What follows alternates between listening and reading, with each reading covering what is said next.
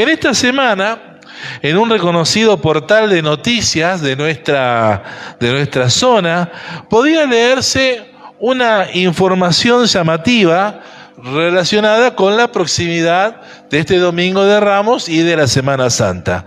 La nota, cuyo título expresaba textualmente lo siguiente: Semana Santa en Reconquista, descubrí una experiencia única, entre comillas, de turismo religioso.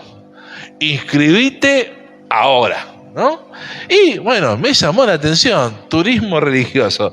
Se sintetizaba luego en la nota, ¿no?, que era una invitación del Obispado de Reconquista en articulación con la Dirección de Turismo del municipio para conocer la historia y los secretos de sitios icónicos de la ciudad, más específicamente de 3 sitios emblemáticos: la Catedral de Reconquista, la Capilla de Puerto Reconquista y el Jacarandá, en un ambiente de reflexión, decía la nota, cultura y fe. Ciertamente me llamó la atención, fuera de todo prejuicio religioso hacia nuestros hermanos de la Iglesia Católica, en relación al rotulado de la actividad. Lo vuelvo a repetir: Semana Santa Reconquista, descubrí una experiencia única de turismo religioso, inscribite ahora. Y me llamó la atención pensando en la cantidad de religiosos que se inscriben para vivir su fe en Dios en modo turista. Es decir, siendo visitantes, siendo viajeros, siendo vacacionistas, veraneantes furtivos, si se prefiere, en cuanto a Dios, en cuanto a la iglesia, sin compromiso alguno de nada, y que se definen como buscadores de experiencias únicas. Estoy jugando con el título, ¿no?, de esa nota. Gente que gusta de sensaciones, que les inspire en cuanto a Dios, por un tiempo, para luego seguir, ¿sí?, de un turismo espiritual, algunos de iglesia en iglesia sin arraigarse en ningún sitio, y otros directamente autosintonizados en modo apagado o su versión intermedia, tibios. ¿Conocen gente así? Gente que en cuanto a su fe en Dios vive en modo apagado. ¿Hay alguno que está así hoy acá? ¿Hay alguno que está en la otra alternativa, tibio? Calentando motores. Bueno, no es para juzgarte, por favor, que nadie se sienta acusado. Pero qué penoso que alguien solo pueda definirse a sí mismo como un turista religioso y no como un creyente fiel que ama a Dios con todo su corazón, con toda su alma, con todas sus fuerzas y todo lo que tiene, y que cree en Dios y le sirve, y en Dios tiene su especial tesoro, que acabo de mencionar yo, el primer mandamiento, ¿no es cierto? Amar a Dios por sobre todas las cosas y tener el tesoro en el Señor, ¿no? Jesús dijo: donde está tu tesoro está tu corazón.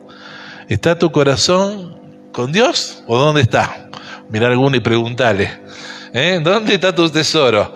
Alguno que está de novio dirá: ahí está mi novio, ahí está mi novia. No.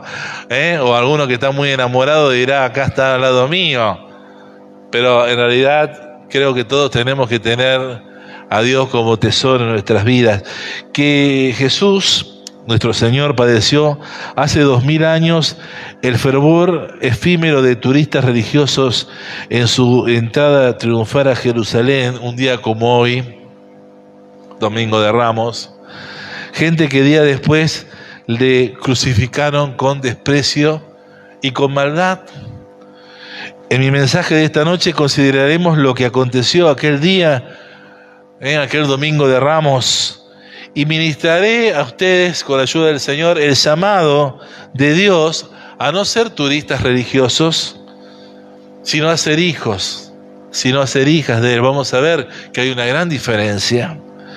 comprometidos con el Evangelio, con las buenas noticias, hacedores de esas buenas noticias, acreedores de esas buenas noticias, siguiendo a Jesús fielmente, como Salvador, como Señor, no de lejos, sino de bien de cerca, agradando al Señor con fe y haciendo su voluntad. Y les invito a buscar en el Evangelio según San Lucas, Evangelio según San Lucas, capítulo 19, versículos del 28 al 31.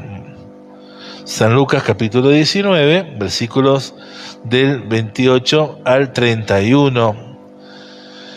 Y dice así, está hablando de la entrada triunfal en Jerusalén, el día que estamos celebrando hoy, este día que inicia formalmente la Semana Santa. Dicho esto, dice la Escritura, dice Lucas, iba adelante subiendo a Jerusalén, y aconteció que llegando cerca de Betfagé y de Betania, al monte que se llama de los Olivos, envió 2 de sus discípulos diciendo: vayan a la aldea del frente y al entrar en ella van a hallar un pollino atado en el cual ningún hombre ha montado jamás, desátenlo y tráiganlo, y si alguno les pregunta por qué lo están desatando, le responderán así: porque el Señor lo necesita. Fueron los que habían sido enviados y hallaron como les dijo, y cuando desataban el pollino, sus dueños les dijeron: ¿por qué desatan el pollino? Y ellos dijeron: porque el Señor lo necesita. Y lo trajeron a Jesús, y habiendo echado sus mantos sobre el pollino, subieron a Jesús encima, y a su paso tendían sus mantos por el camino, y cuando llegaban ya cerca de la bajada del monte de los Olivos, toda la multitud de los discípulos, gozándose, comenzó a alabar a Dios a grandes voces por todas las maravillas que habían visto, diciendo: bendito el que viene en el nombre del Señor, paz en el cielo y gloria en las alturas. Entonces algunos de los fariseos, de los cuales estaban entre la multitud, le dijeron: Maestro, reprende a tus discípulos. Y Jesús respondiendo les dijo: en verdad les digo que si estos callasen, las piedras clamarán. Y voy un versículo más. Y cuando llegó cerca de la ciudad, al verla, lloró sobre ella, diciendo: oh, si también tú conocieses, a lo menos en este tu día, lo que es para tu paz, mas ahora está encubierto de tus ojos. Que el Señor bendiga su palabra. Bueno, es Pascua. Es Pascua. Y hay mucho alboroto en Jerusalén. Los judíos se reunían en la ciudad para conmemorar el día en que Dios los había liberado de la esclavitud de Egipto para llevarlos a la tierra prometida. Miles de peregrinos, millares de peregrinos de diversos sitios estaban llegando, y allá habían llegado a Jerusalén para celebrar.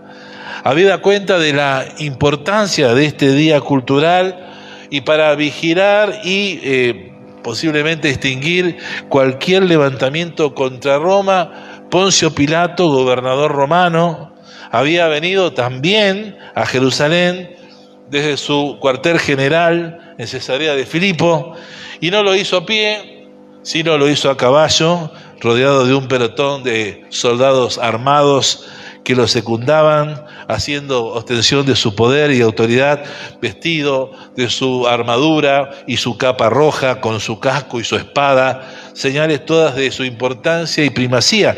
Era común en aquellos días ver esta escena en el Imperio Romano, en el que los dignatarios del gobierno llegaban a una ciudad con toda pompa y el pueblo salía a recibirles con alabanzas, ¿sí?, agitando ramas de palmas u olivos en sus manos. Bienvenidos, ¿no? Algunos tenían que estar ahí obligados, ¿no? Bienvenidos. Y más vale que pongan sonrisa y buena cara. Y estaban ahí, y era una costumbre, una forma de galantería, si se quiere, que, bueno, era aceptada y que, bueno, de alguna manera era una forma de darle cierto prestigio a Roma, que en ese tiempo estaba gobernando. Por otro lado, ¿no?, entre las multitudes que llegaban, por otro rincón de la ciudad entraba a Jerusalén otra persona mucho menos importante que un militar. No llegó montado a caballo, sino en un burrito. No estaba rodeado de soldados, sino de discípulos, de jóvenes y de niños, ¿sí? Y dice la Escritura que algunos, entre asombro, miedo y esperanza, lo recibían alabando a Dios con gran voz por todas las maravillas que habían visto de él. Recordemos que la fama de Jesús se había extendido grandemente, y decían: bendito el Rey que viene en el nombre del Señor, paz en el cielo y gloria en las alturas. Otra versión dice: este es el heredero del Rey, el Mesías. Este es el Mesías escogido de Dios para salvar a su pueblo de las alturas de los cielos. Al fin llegó quien dará liberación a Israel. Así que el Señor hizo su entrada triunfal en Jerusalén en medio de una multitud que le recepcionó con gran alegría, poniendo a su paso un espontáneo camino de mantos, de hojas de palmas y ramas de olivos. ¡Qué momento! ¿No le gustaría haber estado ahí? Yo sí, ¿no? ¡Qué momento precioso! La gente, de hecho, había una canción que se cantaba hace mucho tiempo que decía: mantos y palmas desplegando va, alegre el pueblo de Jerusalén. Y mientras, ahí se me olvidé, ¿no? El pueblo, bueno, todos, y mientras Jesús pasaba por ahí, el pueblo decía en voz triunfal: Hosana, Hosana al que viene en el nombre del Señor. Ahora, Jesús ese día era recibido como alguien popular. ¿Por qué? Permítanme contarles y presten atención. Jesús era popular porque sanaba enfermos. Jesús era popular porque liberaba a los cautivos por el diablo, porque respetaba a todos, se relacionaba y cenaba con gente considerada indeseable, de hecho se lo enrostraban. Proclamaba el gratuito perdón de pecados de parte de Dios.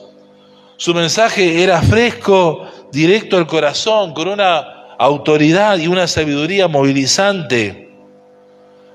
También era de alguna manera muchos lo veían como un espectáculo, porque realmente dice que las pestes de todos caían sobre Jesús y Jesús nunca se contagió de nada. No dice la Biblia que después de estar Jesús en una jornada de liberación y sanidad, tuvo que estar de cuarentena 40 días guardado él y sus discípulos por la gripaza que se pescó por haber estado con enfermos. No lo dice. Era tremendo lo que pasaba en el entorno de Jesús, las cosas que la gente veía que era inusual. Por eso decían: verdaderamente lo que este hombre está predicando, que el reino de los cielos ha llegado, está aconteciendo con él. ¿Recuerdan a Nicodemo cuando vino de noche a verlo a Jesús y le dice este hombre principal de la sinagoga, viniendo de noche para que hombre de religiosos no lo confundieran, no lo vieran como que era de la tropa de Jesús? Dice: maestro, sabemos que eres de Dios, porque nadie puede hacer las señales que tú haces si no estuviera Dios con él. Es decir, que había algo, una manifestación de poder de Dios en Jesús que era notoria.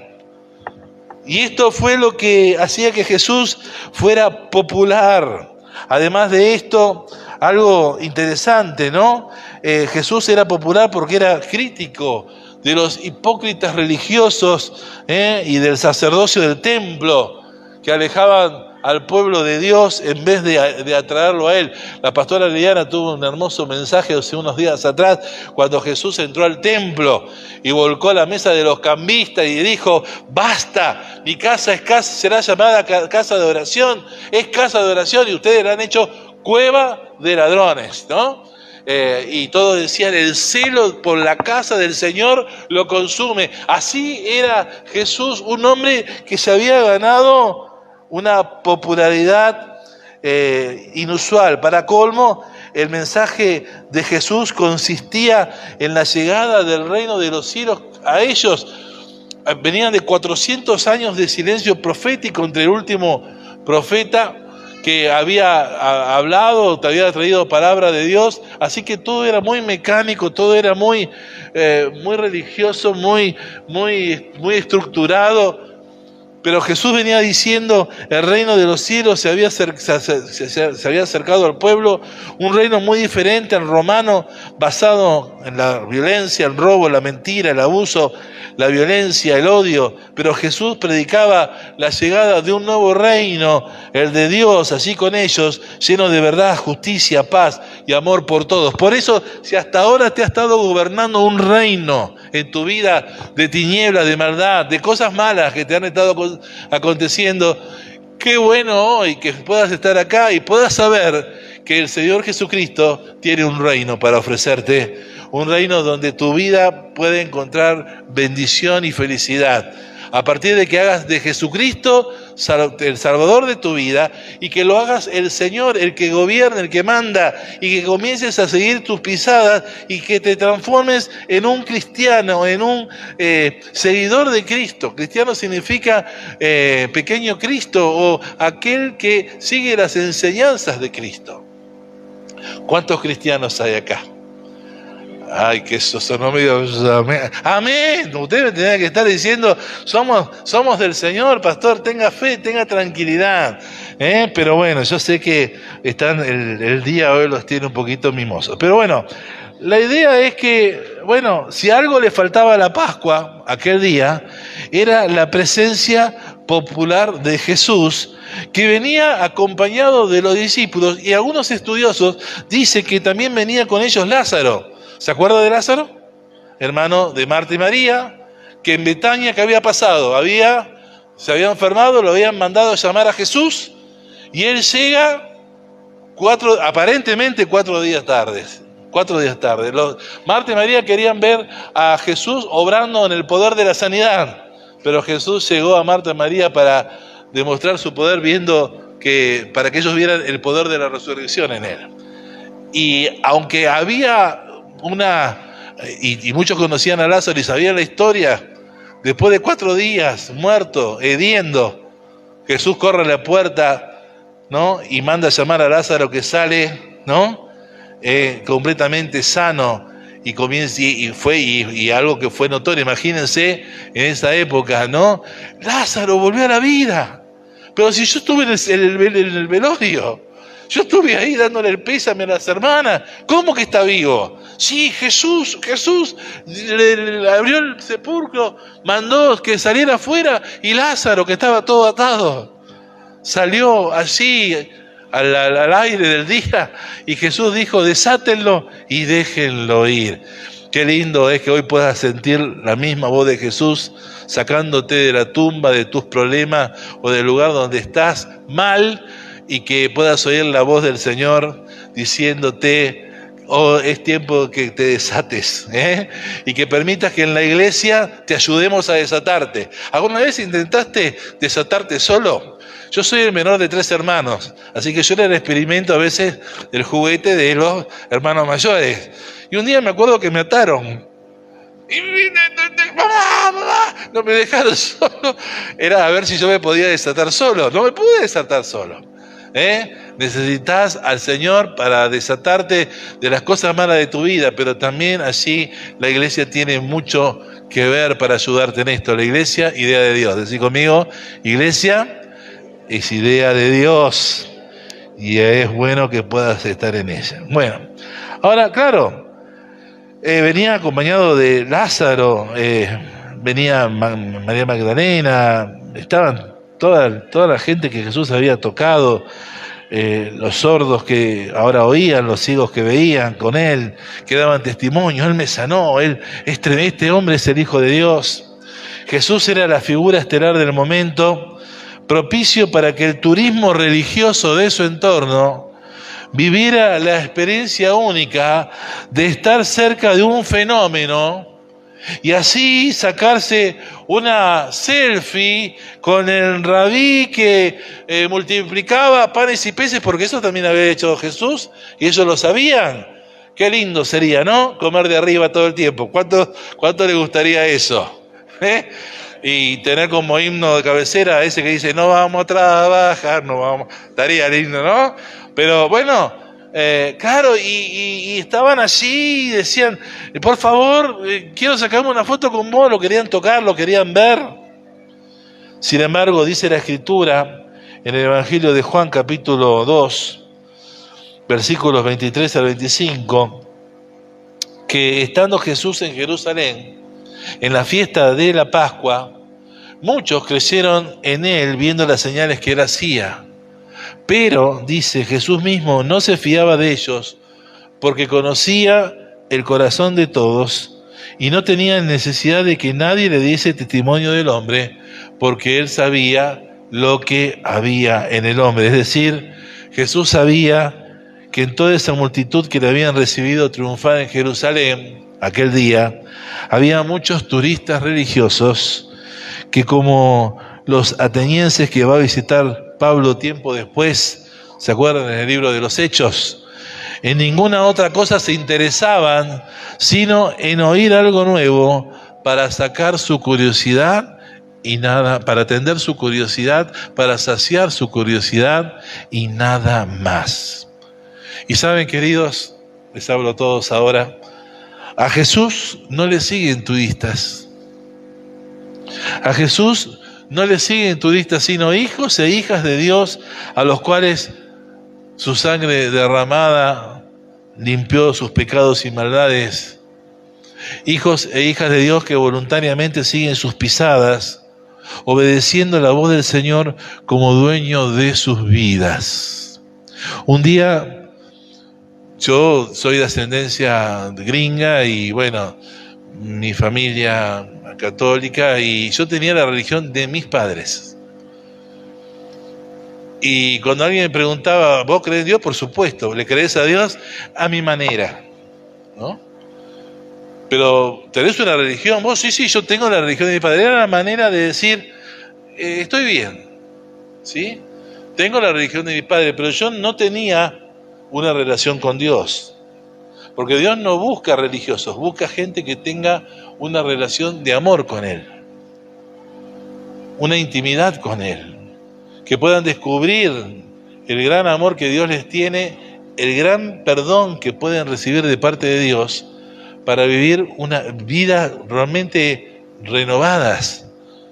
Una persona que es perdonada por Dios, una persona que aún pueda decir en esta noche, pastor, es muy fácil lo que usted dice, pero ni Dios puede perdonar lo que yo hice o las cosas que me involucré. Y yo te quiero decir, esa es una mentira del diablo, porque no hay pecado grande ni pequeño que Dios no conozca de tu vida y Él no quiera perdonar si vos le pedís que Él lo haga. Jesús llora por los turistas religiosos que no logran captarlo en su dimensión de Salvador personal, como lloró al considerar a Jerusalén. Leímos ese pasaje así en Lucas capítulo 19, 41, al decir, oh Jerusalén, yo lloro por ti, porque si también tú conocieras, a lo menos en este día, lo que es para tu paz, mas ahora está encubierto en tus ojos. Gente que aún oyendo no oyen, viendo no ven, se cumple lo que dice la palabra y no pueden captar el tiempo de la visitación de Dios. Qué distinta era la mujer sirofenicia, ¿recuerdan el domingo pasado que hablamos de ella? Que aunque Jesús no la atendió en ese momento, porque Jesús le dijo, yo vengo con un mensaje, vengo a atender a los judíos. Para ellos es mi mensaje. Y esta mujer que era del pueblo gentil, que no tenía en ese momento la atención de Jesús, comprendió lo que Jesús le dijo y ella dijo, bueno, está bien, yo entiendo que tenés que ministrar a los que son tuyos, pero yo me voy a tomar de lo que vos estás hablando, aunque no entienda mucho. Y mi hija se sanará. Y por causa de hablar así, Jesús le dijo, realmente tu respuesta me sorprendió, mujer, qué fe, ve y que suceda como que quieres, y su hija quedó sanada en aquel momento. ¿Qué te quiero decir con esto? Quizás hoy estás acá en la iglesia y no lográs entender todo, pero aferrate del Señor, conquistá tu victoria de ver la visitación de Dios sobre tu vida, para dejar de ser un turista religioso y puedas ser un hijo, una hija de Dios. El turista religioso está ciego en cuanto a las verdades espirituales de la Biblia y es cambiante en sus emociones, en su sentir por Él, en creer y en confiar su vida a Él. Como mucha de aquellas muchedumbre, ¿no? Luego de aquel domingo de Ramos, que sustituyeron las palmas agitadas en sus manos, símbolo de su fe en el camino de Jesús, de su beneplácito por verle. Luego lo cambiaron en gritos en medio de una turba embravecida ante Pilato que declaraba: crucifícale, crucifícale. Quizás sos gente de iglesia o has venido alguna vez a una iglesia y has tenido palmas en tus manos, pero se te cayeron las palmas, o se te cayeron, o te decepcionaste, o lo que fuese. Pero el tema es que quizás eso te pasó porque no entendiste que Dios no es una religión, sino una relación. Y Él está queriendo y te está buscando hace tiempo, llamándote. Dice la palabra que Él nos llama por nuestro nombre. Él nos llama por nuestro nombre. Él te llama por tu nombre. Decirle que tenés a tu lado: Dios te está llamando por tu nombre. Yo soy medio lelo a veces con los nombres para acordarme, pero Dios se acuerda de todos los nombres y Él te está llamando. Ahora, ¿qué tal si en este domingo de Ramos respondemos al llamado del Señor a dejar de ser turistas religiosos para ser hijos de Dios? ¿Quién le gustaría hacer eso?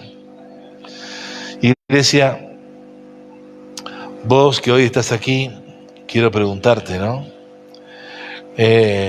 ¿Cómo te ves? ¿Cómo te considerás? ¿Turista religioso o un fiel seguidor, una persona fiel seguidor de Jesús, hijo de Dios, hija de Dios con todas sus fuerzas? Al principio de mi prédica te mencioné cómo Jesús padeció hace 2000 años el fervor efímero de turistas religiosos en su entrada a triunfar a Jerusalén, que días después le crucificaron con desprecio y maldad.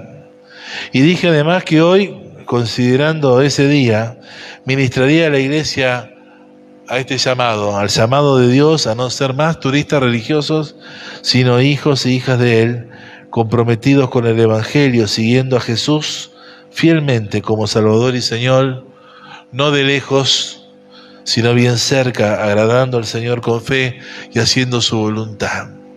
Yo un día tuve que tomar la decisión, estaba en la iglesia en modo turista, vivía entre apagado y encendido, tibio, y me conformaba con el hecho de que con las prédicas calma conciencia, eran las prédicas calma conciencia, la canción es calma conciencia, era un ámbito calma conciencia y me conformaba con eso. Pero un día tomé la decisión de decir: Señor, si sos real, yo no quiero estar con vos para una foto, yo quiero estar con vos todo el tiempo y que vos estés conmigo todo el tiempo y hacerte mi amigo, y comenzar a caminar con vos mi vida y comenzar a disfrutar la nueva vida que Él ofrece, no al turista, sino a aquel que quiere realmente seguir a Jesús de verdad y cambiar de verdad. A Jesús no le siguen turistas, sino hijos de Dios, que su sangre derramada limpió de sus pecados y maldades. Y hay gente, y lo dice la Biblia: la luz vino a este mundo, pero los hombres no quisieron la luz porque sus obras eran malas y no querían venir a la luz para que se vea eso y ser cambiados y ser limpiados. Prefirieron más las tinieblas. Pero esta noche hay una invitación para que te aferres de Jesús y puedas salir de las tinieblas de tu vida. ¿En qué posicionamiento vas a iniciar esta Semana Santa? Yo sé que lo haré, y te lo doy como testimonio personal, afirmado en Cristo, siendo hacedor de la palabra y no tan solo oidor, bien firme en la roca que es Cristo, bien firme en mi fe en Dios, bien fiel a Dios. ¿Y vos cómo vas a iniciar esta Semana Santa? ¿Tibio, apagado, en modo religioso, en modo turista. Más adelante, pastor, ya va a llegar el tiempo de que me ponga las pilas. Pero, mira, he conocido muchos que patean la cosa para más adelante y ese más adelante no llega nunca. El tiempo es hoy. Esta noche es una noche para poder dejar de estar viendo anuncios de turismo religioso. Y que vos digas en esta semana que se inicia, o con este domingo, Semana Santa, puedas decir, voy a seguir a Cristo de una manera diferente. Voy a entregar mi vida a Jesucristo, voy a dejar que Él sea realmente quien gobierne mi vida y comenzar a vivir un tiempo, una nueva temporada, en donde Dios haga todo nuevo. Vamos a la conclusión. Invito a los músicos que vengan ya a la plataforma. Les decía, qué penoso es que alguien en la iglesia esta noche solo pueda definirse a sí mismo como un turista religioso. ¿Qué sos vos? Y soy un turista religioso, ¿no? Y no que pueda definirse como un creyente, una creyente fiel, que ama a Dios con todo su corazón, con toda su alma, con todas sus fuerzas, con todo lo que tiene, y que en Dios y en servir a Dios tiene su tesoro. ¿Qué diferencia? Que no puedas estar comprometido con el Señor y su causa y sigas todavía pensando que, bueno, en algún momento se me va a dar, pero ese momento tiene que llegar y hoy es una buena oportunidad para que le digas sí a Jesús y puedas comprometerte con Él. En el mensaje a las 7 iglesias, allí en el Apocalipsis, y termino con esto, en Apocalipsis capítulo 3, versículos 14 al 22, el Señor habla a la iglesia en la Odisea. Y fíjate lo que dice el Señor a esta iglesia. Y podemos quizás hacerlo personal también hoy. Escribe el ángel de la iglesia en la Odisea: he aquí el amén, el testigo fiel y verdadero, el principio de la creación de Dios, dice esto: yo conozco tus obras, que ni eres frío ni caliente.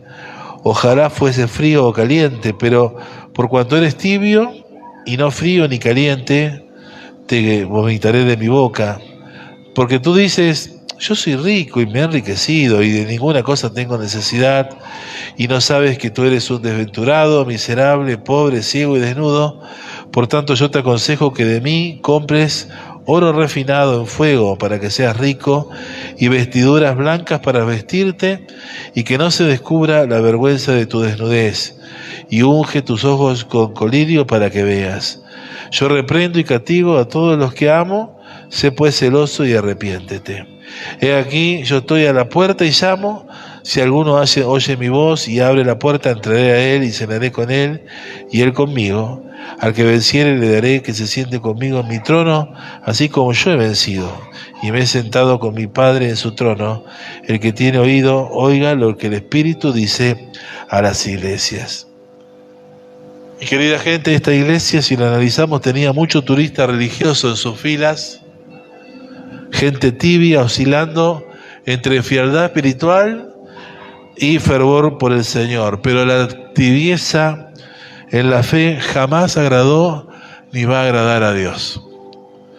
Basarse en lo bien que puede ir todo en términos naturales, ante la mirada de Dios, no califica. Por eso, querida gente, es tiempo esta noche de que cada uno limpie sus ojos espirituales con el colirio de la palabra de Dios, para dejar la tibieza, para dejar de ser un turista en la fe. El llamado de Dios en esta noche es para ser celoso, anhelante del Señor, y con un arrepentimiento de haber operado con tanta insensibilidad en el trato de amor de Dios con tu vida, cambies. Que puedas decir, Señor, bueno, no puedo resistirlo más. Quiero volver a mirarte. Quiero volver en amistad con vos. Y que en esta Semana Santa descubras la experiencia única de ser un hijo, una hija de Dios, amado por el Padre. Hay mucha gente que quiere el atajo. Pastor, óreme, dele, usted tiene conexión con Dios, mucha gente me lo dice, como si yo fuera una mano santa. ¿Y vos qué vas a hacer? ¿Vas a ponerte en orden tu vida?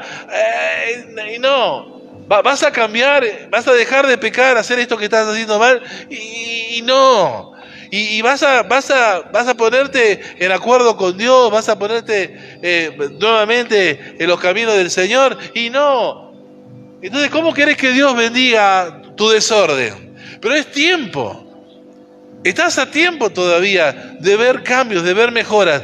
Si te propones en este domingo de Ramos, no estar solamente con una ramita diciendo, oh, bendito el que viene en el nombre del Señor, sino que digas, este Señor, yo lo hago bendito y lo hago bienvenido a mi vida, y lo voy a seguir, lo voy a servir, porque sé que Él tiene bien para mí, y no lo voy a dejar hasta que yo haya amado por el Padre, inscripto para vivir una vida totalmente consagrada y sin reservas al Señor por siempre. Ahora, ¿quién va a tomar esta decisión hoy? A lo mejor, bueno, gracias pastor, qué lindo mensaje, pero ¿sabe? Tengo el pase de turista todavía, no tiene fecha de vencimiento, tengo todavía unos meses más para hacer lo que quiero. En definitiva, pastor, yo le agradezco, yo entiendo que usted tiene que traer agua para su pozo, que usted está hablando a una feligresía a la cual usted la quiere ver más fiel, pero conmigo, Dios yo estoy bien con el Señor, ¿no? ¿Y por qué estás bien? Y porque en definitiva yo no hago mal a nadie, pero esto de ser turista está bueno porque no me comprometo con nada. Y en todo caso, ni estoy lejos ni estoy cerca, estoy ahí, ¿no? Pero esa indefinición hace que no puedas disfrutar al Señor como debieras y te lleva más luego a negarlo al Señor, como aquella turba que lo crucificó, en vez de permanecer en el Señor y sufrir con Cristo las cosas que te pasen sabiendo de que Él no te va a soltar la mano. Así que ponete a orar allí donde estás, porque esta noche es noche de cambios, es noche de pasar de modo apagado a modo encendido, de modo tibio a modo caliente, de dejar de ser un turista. A ver, ¿dónde hay una próximo lugar donde visitar, donde estar? A ver, ay, qué bueno, voy ahí. Para que te plantes en una iglesia y puedas decir, voy a dejar que el Señor realmente haga su obra en mí. No le voy a decir al Señor cómo tiene que hacer su obra, sino que voy a dejar que el Señor a través de su palabra me lo diga y yo comenzar a vivir un tiempo distinto en mi fe. ¿Qué te parece la idea? ¿Qué te parece la propuesta? Cierra tus ojos así donde estás. Señor, esta noche yo me he propuesto, Señor, recordarte, Señor, aquel domingo de Ramos donde la gente te vitoreaba, pero no para recordar solamente un evento más de Semana Santa, sino para recordar lo que fuiste a hacer a aquel lugar, a morir por mí en la cruz. Señor, yo he decidido seguirte y yo te pido que ahora tu Espíritu Santo ministre, Señor, a cada uno en este lugar, que puedan decidirse a seguirte a ti también. Señor, te pido, Espíritu Santo, que tú estés sobrando ahora y que, Señor, los que están aquí puedan determinarse a cambiar, que puedan, Señor, comenzar una Semana Santa diferente a otras Semanas Santas que han vivido, dispuestos a vivir una relación contigo y no más una religión. Padre, haz la obra, Señor. haz la obra, haz la obra. En el nombre de Jesús.